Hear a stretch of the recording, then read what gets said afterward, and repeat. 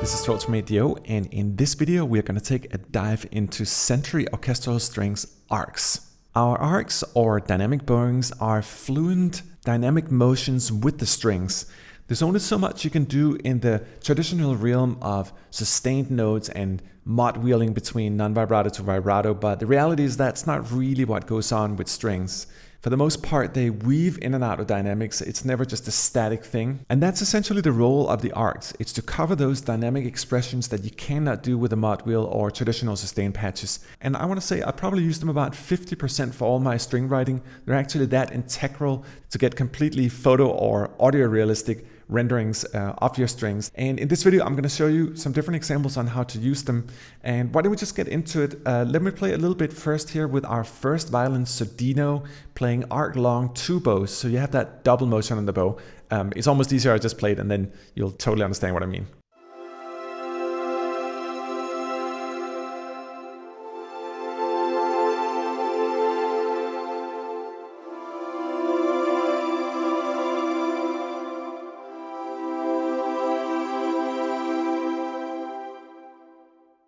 So when you play these as sustains, you get a natural bow stroke on the middle of the dynamic. Let me just play it isolated here.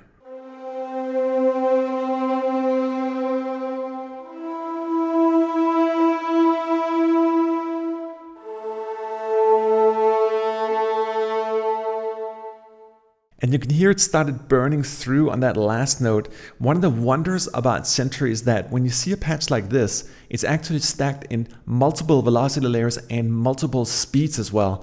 Let me just try to play one single note here so you can hear the variance through velocities and how easy it is. You simply just play it on the keys, so you can really express your emotional temper of the composition simply just by velocity on the keyboard.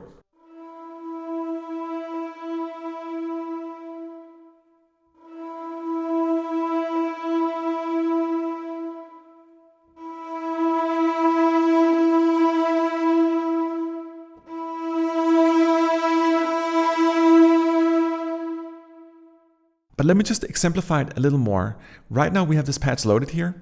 You can see the keyboard on here. I'm just going to do an improvisation in real time so you can see how easy it is to use. Essentially, I just played exactly like you would play a piano. Soft velocities for soft stuff, harder velocities for more expressive, really hard playing for really dramatic, more vibrato-like arcs.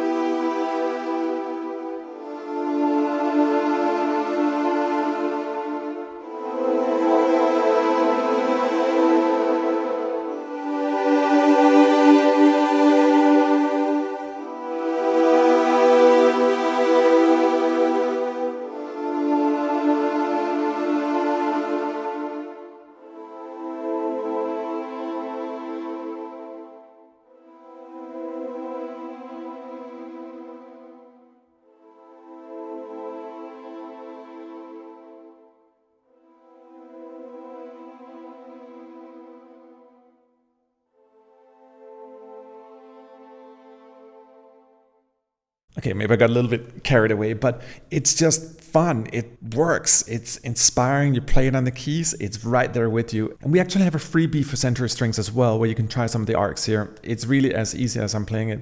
But let's try to dive a little bit deeper. Let's go back to the first part I played and let's start adding a little more. Let's add some long cello arcs to the mix as well. They sound like this on their own.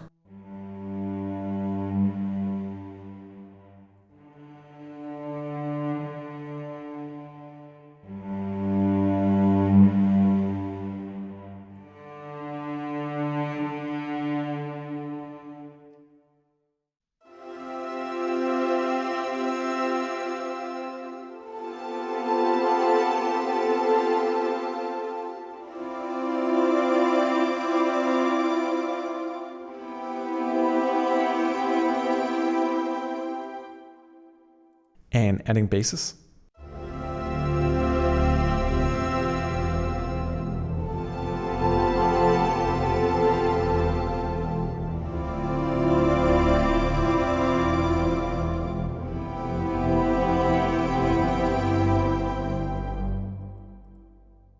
and adding a little more tension by using our second violin Sordino sustained non-vibrato to vibrato.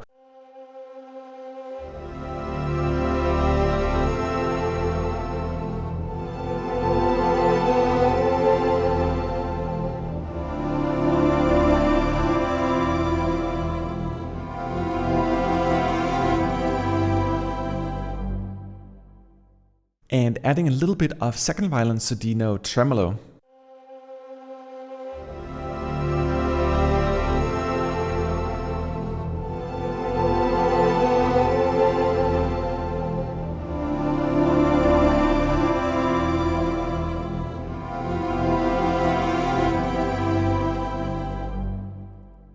Let me also try to demonstrate the short arcs. In this case, you can see we have 3 different types of short arcs, and within one of these are multiple articulations. So let me just play a little bit with the short here, and then I'll do the short decrescendo, and then I'll do the short tubo.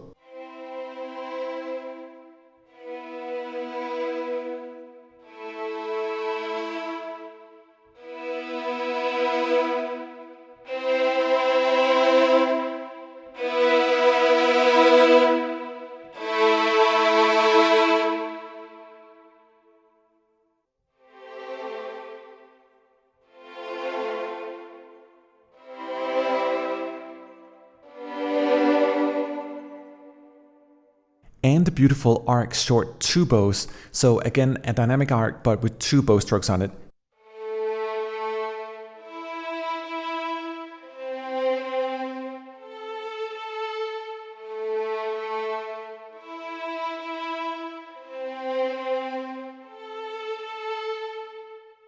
Okay, pretty simple, right? And something you would expect from strings, a natural bow motion. It is incredible to me that this has not been covered in sampling before, because this is the most common motion. And if you want to have dynamic expressions like that, it's so crucial to have those emotional bow strokes. And again, these are also based on dynamics, so when you play harder, you get a more elaborate expression. But in this case, I kept it fairly subtle. Let me add some second violin Sordino arcs on top of this.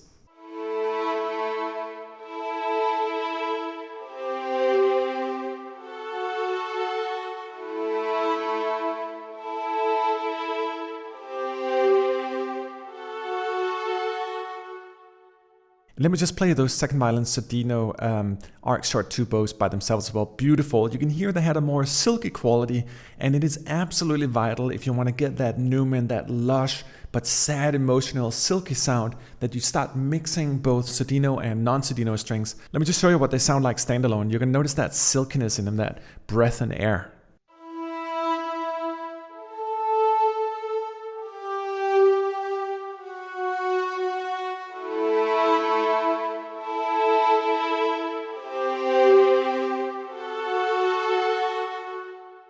And let's add a little more heavy silk. This time around, I'm going to be adding the cello Sordinos, also playing arc short 2 bows.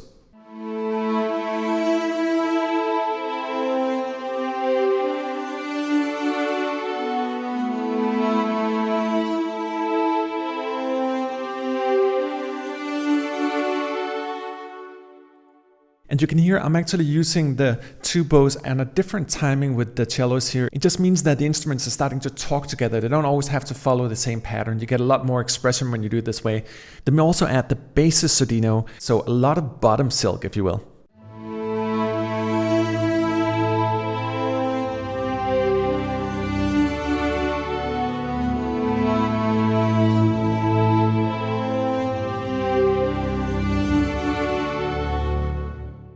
And on top of that, let's also add the first violin Sordino legato, sort of added as an additional melodic element.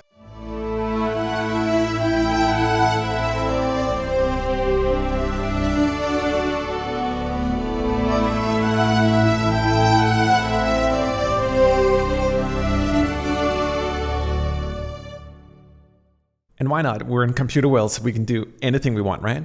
Let's add the second violin Sordino legato on top of that, so we both have first and second violin Sordino playing different melodic figures.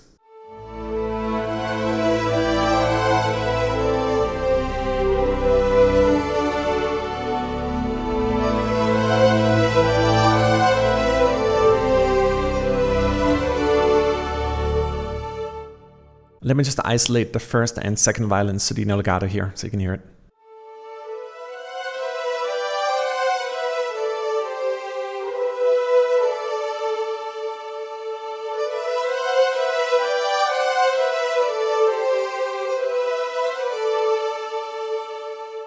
Let me show you the exact same thing here, but this time around I'm going to be switching microphones to our two close microphones so you can hear how tight you can get the sound.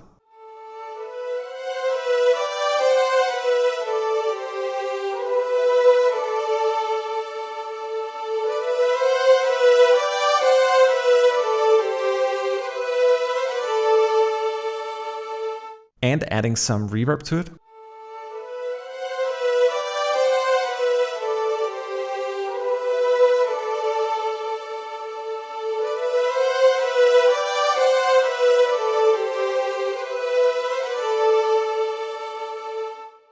And having everything playing together.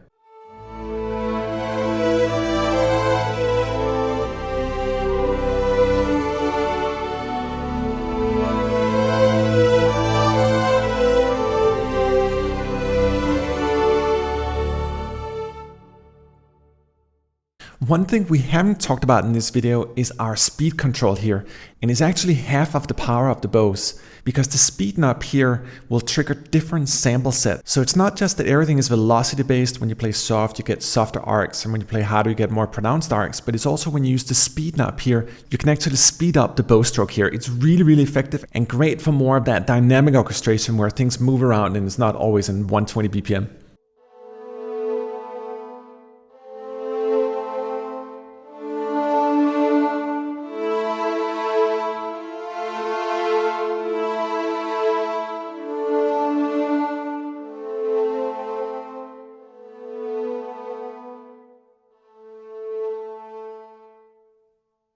And that's just me playing live right on the keyboard here, only touching the speed knob here. And as always, you can always right click on anything active and assign it to your key switch, but the speed knob is at default set to CC16. If you ever wonder what the basic control scheme is in the library, you can always just click here on the question mark and get an overview of all the crucial CC assignments in the library that we've done per default. Let me try one last example, also here with the Century arcs. Let's start by playing the first violin's arc long two bows.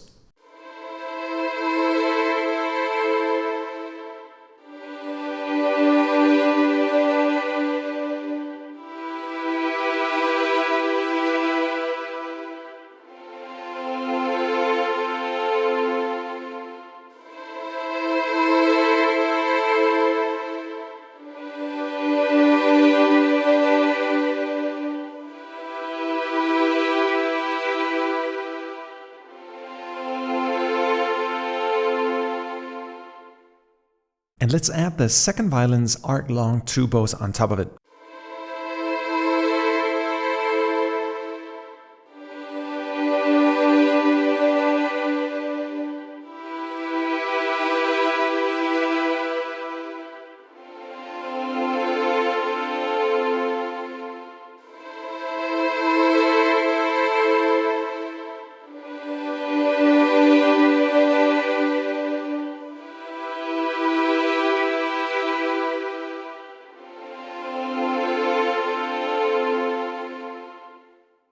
And let's add the violas, also playing arc long two bows.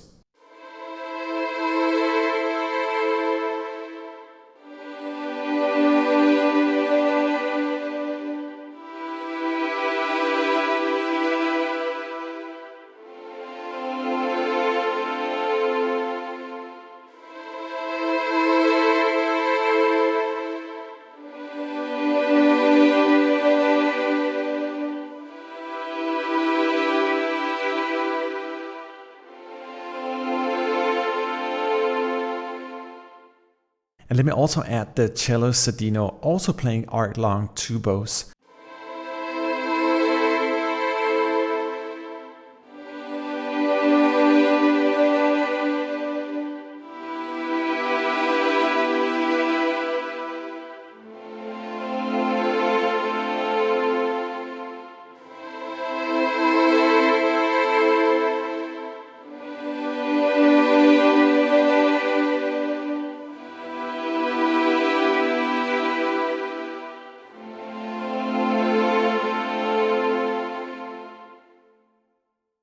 last but not least, I'm adding Basses Sordino arc-long tubos as well. And it's impossible to put in words how awesome it actually is to be able to choose your articulations. Sometimes you want like a full traditional string section. Sometimes you want a little more of that brightness on top. But I can also add a little more of that heavy silk in the bottom with the Sordinos, or vice versa. It really just helps communicate what you want in the sound. You're not enslaved to like one sound, but you actually have both options, and they're so fantastic when they're mixed together.